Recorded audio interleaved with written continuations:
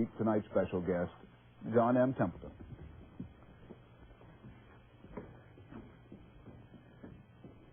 John, welcome. So delighted to see you again. Thank you, Louis. Congratulations on your induction. I'm so pleased and also surprised to be on the Louis Rukeyser Hall of Fame. You've always been there. John Templeton remarked the other day with characteristic modesty, "I am no wiser than I was 20 years ago, just better known." What's absolutely unarguable is that viewers of this 20-year-old program are a lot wiser today from having listened to Mr. Templeton over the years. He is, after all, the fellow who virtually invented global investing. A $10,000 investment in his Templeton Growth Fund when it began in 1954 would have been worth more than $1.2 million at the end of last year. Tonight, Mr. Templeton sets another record as he makes his 10th appearance as my guest on this program. John, the world that is your financial oyster has changed dramatically in the past year. What is the significance to investors of those changes in Eastern Europe? It's just wonderful, Louis. Surely 1989 will go down in history as one of the great turning points. It was not only the time when these captive nations became free, a great boon to the poor people of those nations. Also, it will bring prosperity to the surrounding nations and prosperity to the world. But much beyond that, it will bring a feeling of brotherhood, a feeling of release from the tremendous danger of communism and the danger of nuclear war. This will have a profound effect and should be very optimistic for share prices. You're suggesting it'll be good for all share prices. Is it something that provides specific opportunities in Eastern Europe before we get back to our own market? Yes. Of course, you can't invest in those nations directly.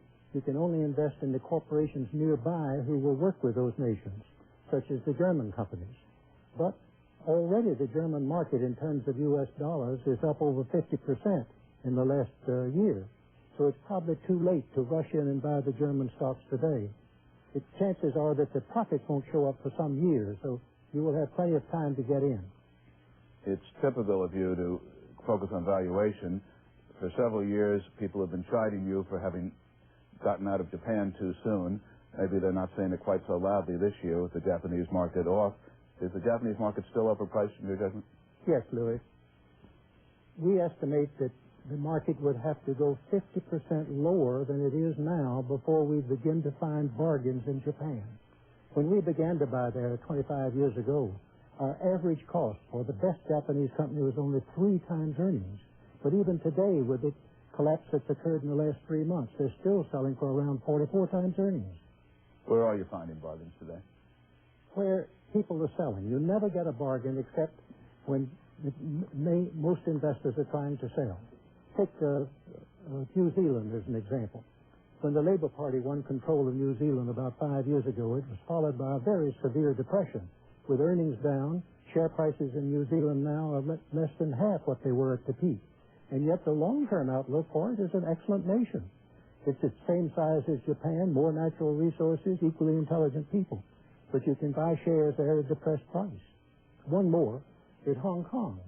Because of what happened in mainland China, the Hong Kong market last year went down 40% in just 1 month. But in our opinion, that's purely temporary. It's true that there's uncertainty when they become part of mainland China in 1997, but there's also potential.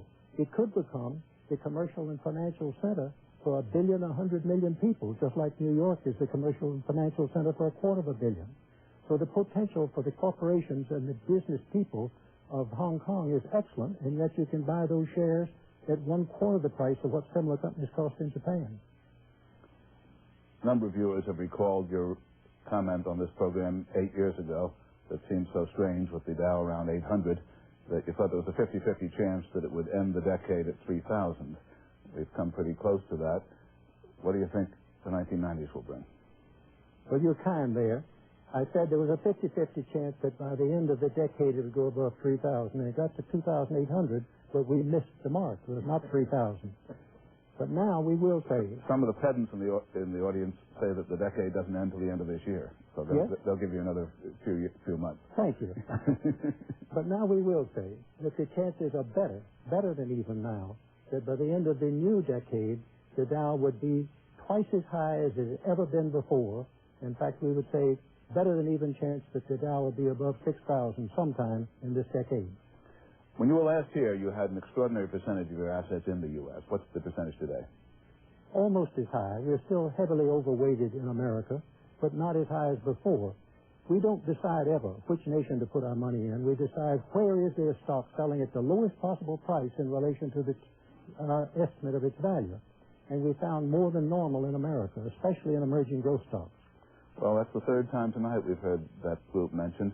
It's been a coming attraction for so many years now that some people think it will never come. Where do you find the value? Any number. There's literally hundreds of emerging growth stocks in America. There are 4,000 new corporations formed every business day, and America is the leading nation for entrepreneurship. It's the only nation where the number of jobs has tripled in just the last 50 years. And now corporations that, for example, like First Investment Management, or let's say Robert Half, the great supplier of accountants at Temporary Help, is selling for only about 8 times earnings, and yet growing 20-25% a year. We'll never run out of the need for accountants. If you could find a supply of lawyers, we'd be in the tips forever. Let's turn now to our panel, starting with Frank Cappiello. John, one of your favorite investments, at least in the United States, is in your business, the mutual fund management business. In your accounts, you have Franklin, and you have a number of other large mutual fund management companies. What do you find fascinating about these, and do you think they're good buys for our viewers right now? Yes, Frank, they're very good buys. It's surprising that it's not now regarded as a growth industry. In the last 50 years, the amount of money Americans have in mutual funds has increased 1,000-fold, and it's still in its early stages because Americans are beginning to realize that investing is so difficult and complicated that they need professionals to help them, and the mutual funds are the most convenient way to do that. So we do think that there are about 12 good mutual fund management companies in America, about 6 in Canada, and about 12 in England, and all of them are good bargains today. John, there are a number of companies out there where there are a lot of sellers right now, and these are the companies where there's been excess leverage incurred over the last 10 years. And I'm wondering if you see an evolving opportunity in some of these companies that have excess junk bonds, or if you see some possibility for investing in bankruptcies looking at over the next couple of years.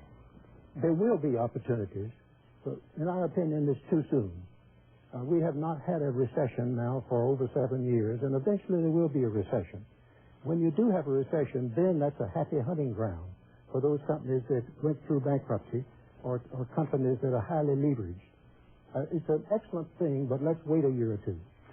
John, your remark about the Japanese market would have to drop 50% before it got interesting to you. Do you think that would happen? And even if it came close, what would that do to the Japanese real estate market, where the Imperial Palace is apparently more valuable than Manhattan Island with Jersey City thrown in? It's probably the most exciting thing in the financial field today, is how in the world can prices be reconciled with the rest of the world. For example, the Long-Term Credit Bank of Japan says that the land values in Japan are 5 times as great as all the land values in America, even though the nation is smaller than the state of Montana. Also, a single acre well located in the center of Tokyo is worth over $1,000 million. Those prices will eventually have to come down, including share prices. But we do not think they'll come down suddenly. We do not think that this decline for the last 3 months will last much longer because of controls. More than any other nation, they try to control their share prices in a dozen different ways, and so far have been successful. John, we have one dissenter in the audience who's written me saying, I dare you to ask this question. He's obviously asking the wrong guy. He says, the Templeton Global Fund, formerly Global 2, has produced an anemic total annual return of only about 5.5% over the past 5 years. While we do not want to offend the guru, he says, it could perhaps be said we would have done as well by placing our money in a passbook account. What's your comment? That fund is specialized in emerging growth stocks, especially the very small ones, with capitalization below $200 million.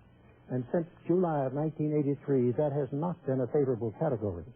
Sometimes you have to pay a premium of 100% to buy that type of stock, but now you can buy them at no premium above the non-growth companies. So it is in a position now where it may turn out to be the best performer in the future years. Another personal question. I mentioned that Peter Lynch, who's just 46 years old, announced his retirement from his fund this week. You're a couple of months past that. What's going to happen to the Templeton Group when you're no longer actively managing it? Well, now that I'm approaching middle age at 77... But very slowly, of course. I have no intention of retiring, Louis. God gave every one of us some talents, not the same talents or the same quantity of talents, but some talents, and therefore I think he expects us to use them as long as he allows. So I intend to continue to help people with investments. Thanks very much, John Templeton. We look forward to at least 10 or 20 more appearances on this program. Thanks to our panel, and I hope you'll be back with us again next week. And if you think that timing is everything,